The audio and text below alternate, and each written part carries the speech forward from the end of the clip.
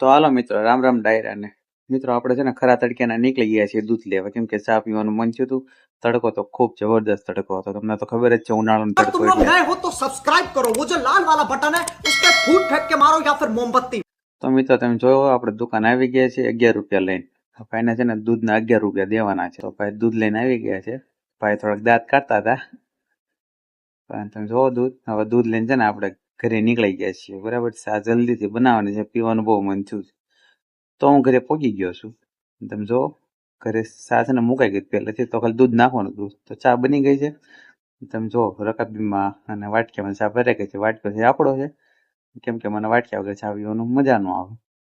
અને છે ને ચા એ જબરદસ્ત. ઘરે પૂછ્યું ચા કેવી બની, તમે નથી હારી બની, પણ ચા છે ને એકદમ મસ્ત બની છે. એટલે હું છે ને ફટાફટ પીવા માંડ્યો, કેમ કે ચા એટલે ચા હતી. વાહ.